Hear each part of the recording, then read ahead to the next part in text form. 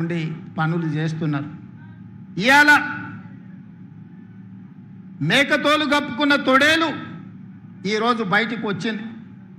మేకతోలు కప్పుకున్న తొడేలు ఈనాడు మాట్లాడుతుంది.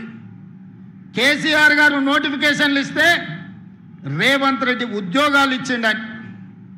నేను అడగదలుచుకున్న ఈ తొడేళ్ల గుంపును ఆనాడు నీ చెల్లిని నిజామాబాద్ పార్లమెంటు ఎన్నికల్లో బండకేసి కొడితే 6 నెలలు తిరగకుందే శాసన మండలికి ఉద్యోగాన్ని ఇచ్చి పంపించింది కదా. నీ బంధువు వినోద్ కుమార్ని పార్లమెంటులో గోతి తీసి పాతి పెడితే కరీంనగర్ ప్రజలు ప్లానింగ్ కమిషన్ వైస్ చైర్మన్గా 3 నెలల్లోనే ఉద్యోగం ఇచ్చిండ్రు కదా. మీ బంధువులైన హరీష్ రావు గారికో కేటీఆర్కో లేకపోతే దయాకర్ రావుకో ఇలా చెప్పుకుంటూ వెళ్తే 100 మంది నీ బంధువులకు ఒక్కరోజు ఖాళీ ఉండకుండా ఉద్యోగాలు మంత్రి పదవులు ఇచ్చినావు కదా. నువ్వు పదవులు అనుభవించినావు కదా. 1 గంట కూడా ఆలస్యం చేయకుండా నీ కోసం, నీ కుటుంబం కోసం, నీ బంధువుల కోసం పడ్డ తాపత్రయంలో తెలంగాణ ఉద్యమమే ఉద్యోగాల జాతర. ఆ ఉద్యోగాల గురించి ఒక్కరోజైనా ఆలోచన చేసినవా? టీచర్ల నియామకాలు చేపట్టినవా? పోలీసు నియామకాలు చేపట్టినవా? డాక్టర్లు నర్సుల నియామకాలు చేపట్టినవా? లేకపోతే ఇంజనీర్ల నియామకాలు చేపట్టినవా? గ్రూప్ 4, గ్రూప్ 3, గ్రూప్ 2, గ్రూప్ 1 పరీక్షలు ఏవైనా నిర్వహించి నువ్వు ఉద్యోగ నియామకాలు చేపట్టినవా? మేము నోటిఫికేషన్లు ఇచ్చినాం, రేవంత్ రెడ్డి నియామకాలు చేపట్టినని నిస్సిగ్గుగా నడి బజార్లో నిలబడి మాట్లాడుతున్నావు కదా. ఈరోజు ఒక్క మాట నేను అడగదలుచుకున్నా. నోటిఫికేషన్లు ఇచ్చి ప్రశ్న పత్రాలను జిరాక్స్ సెంటర్లో పల్లి బఠానీలుగా అమ్ముకుని వందలాది కోట్ల రూపాయలు సంపాదించుకున్నావు తప్ప ఆ పరీక్షలను పూర్తి చేసి పిల్లలకు ఉద్యోగ నియామక పత్రాలు ఇవ్వాలన్న ఆలోచన ఏనాడైనా నీ కుటుంబానికి వచ్చిందా? నీకో, నీ చెల్లికో, నీ చుట్టానికో ప్రజలు బండకేసి కొడితే ఎంబడే మళ్ళీ ఉద్యోగ నియామక పత్రాలు అందజేసి మీ కుటుంబం కళ్ళల్లో ఆనందం చూసినారు, మీ ఇంట్లో పండుగలు జరుపుకున్నారు. కానీ తల్లిదండ్రులు ఉపాధి హామీ కూలీ పనిచేసి రూపాయి కూడబెట్టి ఉస్మానియా కాకతీయ యూనివర్సిటీలలో పీజీలు పిహెచ్డీలు చదివించి పోటీ పరీక్షలకు అశోక్ నగర్, దిల్సుఖ్ నగర్ చౌరస్తాలో, అమీర్పేట చౌరస్తాలో 10 ఏళ్ళు కోచింగ్ సెంటర్ల చుట్టూ తిరిగితే పరీక్షలు నిర్వహించి వాళ్లకు ఉద్యోగాలు ఇవ్వాలన్న ఆలోచన ఏనాడైనా మీకు వచ్చిందా? వాళ్ళ పట్ల ఎప్పుడైనా మానవీయ కోణంలో మీరు ఆలోచన చేసిరుగా? మీరు ఎప్పుడైనా వాళ్ళ పట్ల మనుషులుగా ప్రవర్తించినరా అని నేను ఈరోజు అడుగుతున్నా.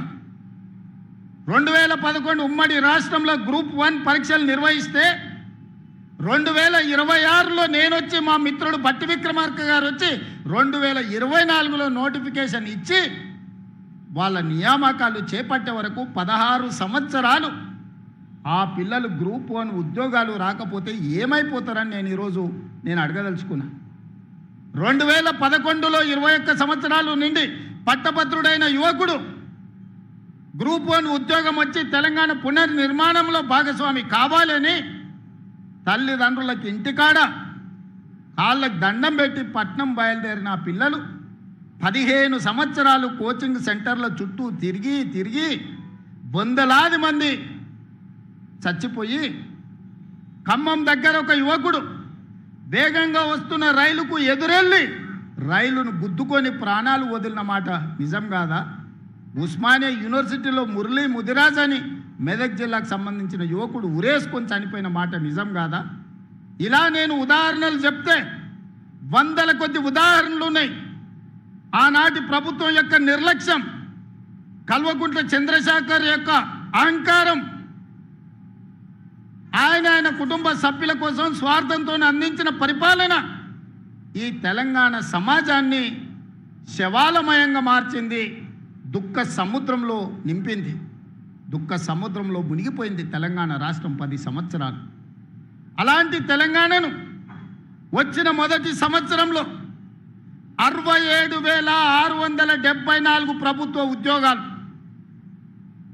దాదాపుగా 70,000 ఉద్యోగాలు ఎల్బీ స్టేడియం సాక్షిగా, శిల్పారామం సాక్షిగా, నక్లెస్ రోడ్డు మీద ఉన్న అంబేద్కర్ సాక్షిగా నియామక పత్రాలు ఉద్యోగాలు వచ్చిన పిల్లల్నే కాదు వాళ్ళ కన్న తల్లిదండ్రులను అక్కడికి పిలిపించి వాళ్ళ కళ్ళ ముందు నీ కొడుకు ప్రయోజకుడైండు, నీ కొడుకు ఒక డిఎస్పీ అయిండు, నీ కొడుకు ఒక ఆర్టీఓ అయిండు, నీ కొడుకు ఒక కమర్షియల్ ట్యాక్స్ కమిషనర్ అయిండు, నీ కొడుకు ఒక ఎంపీడీఓ అయిండు, నీ కొడుకు ఒక ఎస్ఐ అయిండు, నీ కొడుకు ప్రయోజకుడైండని ఆ తల్లిదండ్రుల కళ్ళ ముందు నియామక పత్రాలు అందజేసినప్పుడు ఆ పేదోళ్ళ కళ్ళల్లా, ఆ దళితుల బిడ్డల కళ్ళల్లా ఈరోజు మా లక్ష్మణ్ అంటుండు, అన్నా 52 మంది మా దళిత బిడ్డలు గ్రూప్ 1 ఉద్యోగాలు వచ్చినాయి, నువ్వు నియామక పత్రాలు చేపడితే నేను నీ మంత్రివర్గంలో ఉండడం నా జన్మ ధన్యమైంది, మా పిల్లలకు న్యాయం జరిగిందని మిత్రుడు ఈరోజు చెబుతున్నప్పుడు ఒక ముఖ్యమంత్రిగా నాకు ఇంతకంటే సంతోషం ఏముంటుందని నేను అడుగుతున్నాను. నేను ఇవాళ ఇక్కడి నుంచి వేదిక మీద నుంచి చిల్లర మాటలు మాట్లాడి చిచోరగా తిరిగే నాయకులమని చెప్పుకునే వాళ్ళని సూటిగా అడుగుతున్నా. 10 సంవత్సరాలు నువ్వు నోటిఫికేషన్లు ఇస్తే నియామక పత్రాలు చేపట్టలేదు కదా, సంవత్సరం తిరిగే లోపల 70,000 ఉద్యోగాలు మేమెట్లా చేపట్టినాము? 15 సంవత్సరాలు గ్రూప్ 1 నియామక పత్రాలు నువ్వు అందించకపోతే పరీక్షలు పెట్టి ప్రశ్న పత్రాలు బజార్లో నువ్వు కోట్ల రూపాయలకు అమ్ముకొని నువ్వు వేల కోట్ల రూపాయలకు పడగకెత్తితే మీ తండ్రి గారు ఎర్రవల్లిలో 1000 ఎకరాల ఫామ్ హౌస్ కట్టుకుంటాడు, నువ్వు జన్వాడలో 100 ఎకరాల ఫామ్ హౌస్ కట్టుకుంటావు, నీ బావ హరీష్ రావు మోయినాబాద్లో 50 ఎకరాల ఫామ్ హౌస్ కట్టుకుంటాడు, నీ చెల్లెలు కవితమ్మ శంకర్పల్లిలో 25 ఎకరాల ఫామ్ హౌస్ కట్టుకుంటారు. తెలంగాణ రాష్ట్రం మాత్రం 8,11,000 కోట్ల రూపాయల అప్పులో మునిగిపోతుంది. మీకు టీవీలు వచ్చినాయి, మీకు పేపర్లు వచ్చినాయి, 1000 కోట్ల వ్యాపారాలు వచ్చినాయి. ఇంత ఆగర్భ శ్రీమంతులు నిజాం కంటే ధనవంతులుగా మీరెట్లా మారుతారు? 10 సంవత్సరాలల్లా 70,000 కోట్ల రూపాయల అప్పున్న రాష్ట్రం 8,11,000 కోట్ల రూపాయలకు తెలంగాణ ఎట్లా దిగజారిపోయిందో ప్రజలకు జవాబు చెప్పాల్సిన బాధ్యత లేదా అని ఈరోజు మేకతోలు కప్పుకున్న తొడేళ్ళని నేను అడగదలుచుకున్నా. అప్పుడే ప్రజలు మర్చిపోయినరు అనుకుంటున్నావా? మీ కుటుంబాన్ని అప్పుడే ప్రజలు క్షమించినరని అనుకుంటున్నావా? మీ కుటుంబం వల్ల ఈ తెలంగాణ సమాజానికి దాపురించిన ప్రమాదాన్ని ప్రజలు గుర్తించలేదనుకుంటున్నావా? నన్ను తిట్టినంత మాత్రాను, నీ కడుపులో ఉన్న విషాన్ని వెదజల్లినంత మాత్రాను తెలంగాణ ప్రజలు నిన్ను క్షమిస్తారనుకుంటే ఈనాటికి, ఆనాడు కాదు, తెలంగాణ కవి చెప్పిండు, నిజాంల పైజామాలు ఊడగొడతాం దిగంతాలకు తరిమి కొడతామని. ఇవాళ నేను చెప్తున్నా, ఆనాడు ఆ కవి స్ఫూర్తిగా నిజాంల పైజామాలు ఊడగొట్టి దిగంతాలకు ఆనాడు తరిమిను సాయుధ రైతాంగ పోరాటం.